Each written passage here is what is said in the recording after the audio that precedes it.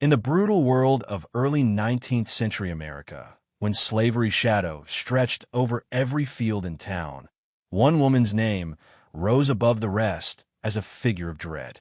Patty Cannon. To her neighbors, she was a stern but respectable landowner. But to the countless African Americans who crossed her path, she was a nightmare in human form. Patty Cannon's story is not of survival or tragedy, but of deliberate cruelty and greed. She was a woman who made her fortune by hunting, kidnapping, and killing human beings, and she became one of the most feared figures in American history. Born sometime around 1760, Patty's early life remains obscure, but by adulthood, she had married into the Cannon family, a clan already steeped in the trade of human misery. She quickly discovered how profitable the trafficking of enslaved people could be, and soon took an active role in expanding it. Her farmhouse, located along the Maryland-Delaware border, became the headquarters of a notorious criminal syndicate later remembered as the Cannon Gang. From there, she built an empire of blood, preying upon free African Americans and selling them into the Deep South. Patty Cannon's gang operated with terrifying efficiency. Using forged documents, bribery, and brute force, they abducted men, women, and even children from their homes and communities. Some were shackled and marched in chains hundreds of miles south, destined for plantations in Georgia, Alabama, and Mississippi. Others, too small or too weak to endure the journey, met an even grimmer fate.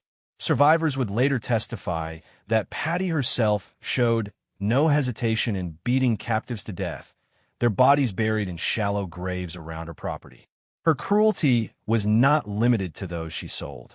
Testimonies describe a household of horrors, prisoners locked in cellars, children starved into silence, women brutalized until they broke.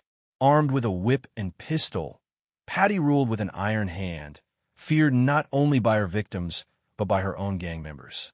She was described as a woman of immense physical strength, quick to violence, and utterly without mercy. In an age when female criminals were rare, Patty's ruthlessness made her stand out even more. For years, whispers of missing families spread through the region, but few dared to accuse her openly.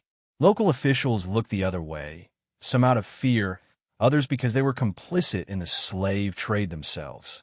Neighbors lived in uneasy silence, unwilling to challenge a woman whose influence stretched across state lines. The Cannon Gang thrived under this shield of intimidation, their crimes hidden in plain sight. But by the late 1820s, the tide began to turn. Rumors became too numerous to ignore, and fragments of evidence started to surface.